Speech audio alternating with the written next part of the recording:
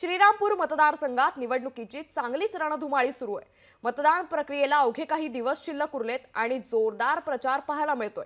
श्रीरामपूर महायुतीचे राष्ट्रवादीचे उमेदवार लहू कानडे यांचा देखील जोरदार प्रचार सुरू आहे। लहू कानडे हे श्रीरामपूरचे विद्यमान आमदार असून 5 वर्षांमध्ये मोठ्या प्रमाणात त्यांनी विकास कामे केली आहेत। प्रचंड मताने निवडून येणार असल्याचा विश्वास लहू कानडे यांनी प्रचारादरम्यान व्यक्त केलाय। या संदर्भात लहू कानडे यांच्याशी बातचीत केली आहे आमचे प्रतिनिधी गोविंद साळुंके यांनी। तर राज्यामध्ये मोठ्या प्रमाणात निवडणुकीची रणधुमाळी सुरू आहे। आपण श्रीरामपूरमध्ये आलो आहोत। या ठिकाणी देखील तिरंगी लढत जी आहे ती सुरू आहे। मोठ्या प्रमाणात प्रचार सुरू आहे। काँग्रेसने तिकीट कापल्यानंतर विद्यमान आमदार लहू कानडे यांनी महायुतीमध्ये प्रवेश करून अजित पवारांच्या राष्ट्रवादीमध्ये जाऊन या ठिकाणी उमेदवारी अर्ज जो आहे तो भरला आहे। आपल्यासोबत लहू कानडे आहेत। आपण कसं पाहता आपलं थेट काँग्रेसने तिकीट कापल्यानंतर आपण राष्ट्रवादीमध्ये प्रवेश करून उमेदवारी करत आहात, काय विश्वास आहे आपला? मी ज्यांनी तिकीट कापलं त्यांचे आभार मानतो,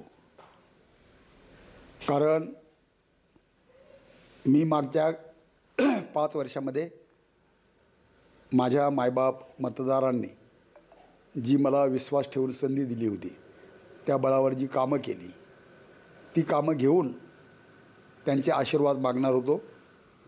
परंतु ऐन वेळेस काँग्रेस पक्षाने माझा विश्वासघात केला आणि मला दुसरे पर्याय शोधावे लागले। श्रीरामपूरमध्ये एका निवडून येणाऱ्या चांगल्या काम करणाऱ्या आमदाराचं तिकीट कापलं आहे, तर ते जर आपल्याला उमेदवार मिळाले तर श्रीरामपूरची जागा निश्चित होईल। या भावनेनं मला महायुतीमध्ये येण्याबद्दल सुचवलं। माझ्या संकटाच्या काळामध्ये ही सर्व राज्याची नेते मंडळी माझ्या पाठीशी उभी राहिली आणि मी राष्ट्रवादी काँग्रेसमध्ये प्रवेश करण्याचा निर्णय केला।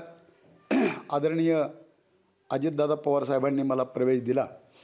श्रीरामपूरची जागा महायुतीच्या सर्व नेत्यांशी चर्चा करून राष्ट्रवादीसाठी सोडवून घेतली आणि मला महायुतीचा अधिकृत उमेदवार म्हणून राष्ट्रवादी काँग्रेस पार्टीचा घड्याळ या चिन्हावर निवडणूक लढवण्यासाठी तिकीटही दिलं। मला वाटतं यामुळे माझी निवडणूक अत्यंत सोपी झाली आहे। काँग्रेसकडूनच जर लढलो असतो तर केवळ मी केलेली कामं एवढीच घेऊन लोकांच्याकडे मी जाणार होतो आणि शिवाय ज्या चांडाळ चौकडीने आणि इथल्या काँग्रेसच्या नेत्यांनी, खरं तर ते एका गटाचे नेते आहेत, चांडाळ चौकडी आहे, ज्यांनी खोटं नाटं दिल्लीच्या नेत्यांना सांगून माझं तिकीट कापलं, त्यांनी पुन्हा दगाफटका केलाच असता असं आता माझी खात्री झाली आहे। त्यामुळं मला वाटतं पुन्हा निवडून येण्याची शक्यता कमी होती, कारण महायुतीच्या सरकारनं महाराष्ट्र राज्यातील जनतेसाठी जे कल्याणकारी योजनांचे क्रांतिकारक निर्णय घेतले, त्यामध्ये लाडकी बहीण योजनेसारखी योजना असेल, या मतदारसंघात 77,000 लाडक्या बहिणी आहेत। हा कृषीबहुल मतदारसंघ आहे। माझ्या शेतकरी बांधवांच्यासाठी पहिल्यांदाच 7.5 हॉर्सपॉवर्सपर्यंतचे वीज मोटारीचे बिलं माफ करण्याचा मोठा निर्णय महायुतीच्या सरकारने घेतला। आमच्या राष्ट्रवादी काँग्रेसचे कृषीमंत्री धनंजय मुंडे साहेब असतील, 1 रुपयात पीक विमा, मला वाटतं शेतामध्ये राबून हातातोंडाशी आलेला घास नैसर्गिक आपत्तीमुळे नष्ट होतो, शेतकरी अडचणीत येतो, त्याच्या पिकाला संरक्षण देणारा, त्याला आधार देणारा एक मोठा निर्णय महायुतीच्या सरकारने घेतला। असे खूप निर्णय आहेत। मला वाटतं या निर्णयांचा फायदा महाराष्ट्रातील शेतकरी असतील, माता भगिनी असतील, युवा युवती असतील, अल्पसंख्याक समाजासाठी महायुतीच्या सरकारनं बार्टीच्या धर्तीवर मार्टी सुरू केली। मौलाना अबुल कलाम आझाद महामंडळाचं 30 कोटीचं भागभांडवल 700 कोटीवर केलं।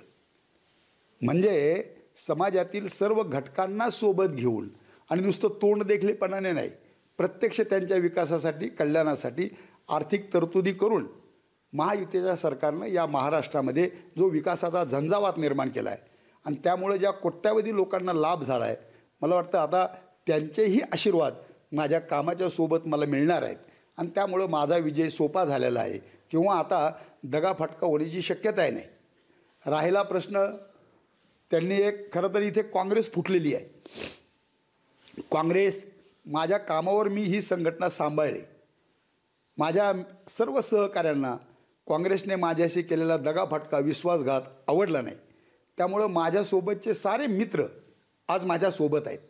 शिवाय ज्या मी राष्ट्रवादी काँग्रेसमध्ये प्रवेश केला त्या राष्ट्रवादी काँग्रेसचं संपूर्ण नेटवर्क, माजी नगराध्यक्षा अनुराधा अधिकताईक यांनी नगराध्यक्ष म्हणून या शहरात केलेलं काम, त्यामुळे जोडलेली माणसं, शिवाय अजितदादा पवारसाहेबांचं आजोळ असलेली देवळाली प्रवरा नगर परिषद आणि तिथले सर्व त्यांचा मोठा चाहता वर्ग, मला वाटतं हे सर्व नेटवर्क आता माझं गणगोत झालं आहे.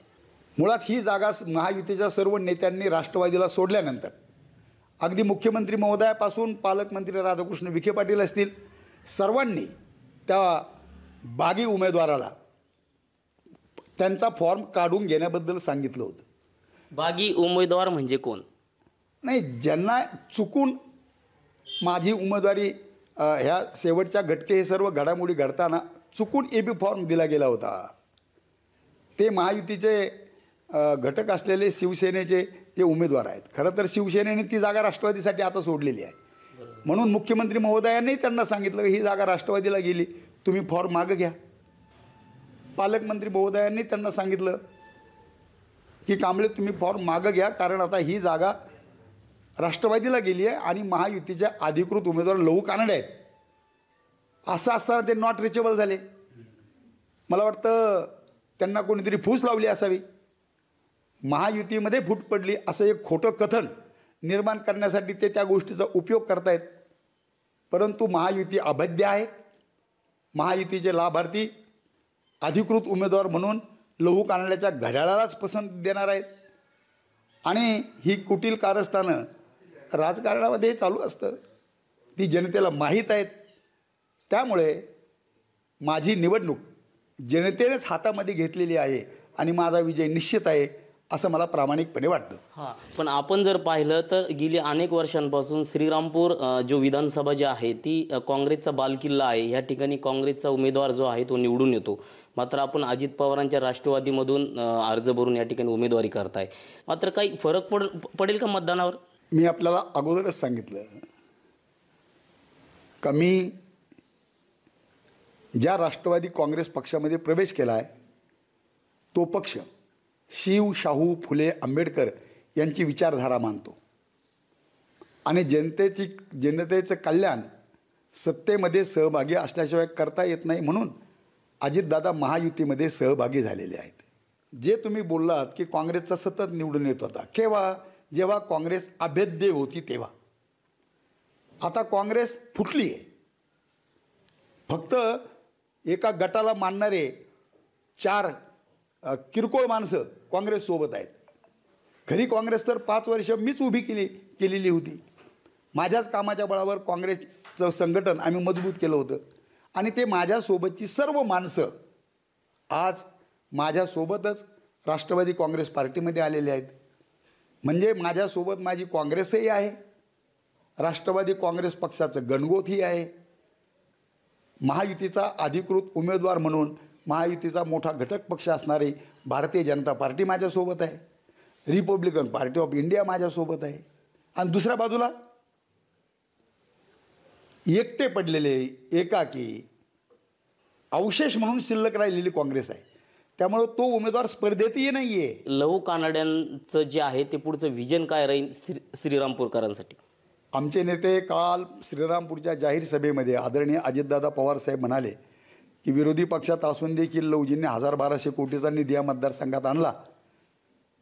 तुम्ही माझे सहकारी म्हणून लहू कानड्यांना निवडून द्या, मी या मतदारसंघाला 3000 कोटी रुपयाचा निधी देईल.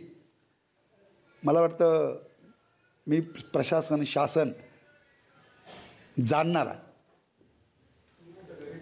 सतत विकास प्रशासनामध्ये वरिष्ठ अधिकारी म्हणून काम केलेला, निधी कसा प्राप्त करायचा, वेगवेगळ्या योजनांचे प्रकल्प कसे करायचे त्यांची प्रत्यक्ष अंमलबजावणी कशी करायची याचा मोठा अनुभव असलेला उच्च शिक्षित उमेदवार आहे. त्यामुळं 3,000 कोटीच काय त्याहीपेक्षा अधिक निधी जर लागला तर तो महायुतीचंच सरकार पुन्हा येणार असल्यानं मला मिळणार आहे. आणि त्यामुळं जे माझं स्वप्न होतं या मतदारसंघाच्या विकासाचं ते मी पूर्ण करू शकेल याची मला खात्री आहे. नक्कीच. हे होते आपल्यासोबत लहू कानडे, महायुतीचे अधिकृत उमेदवार. त्यांनी सांगितलं की मी जास्तीत जास्त मतधक्क्यांनी जे आहे ते श्रीरामपूर विधानसभेमध्ये निवडून येणार असल्याचा विश्वास जे आहे तर लहू कानडे यांनी व्यक्त केला. गोविंद साळुंके, लोकशाही मराठी, श्रीरामपूर. लोकशाही मराठी ऐका, पहा, जागरूक रहा.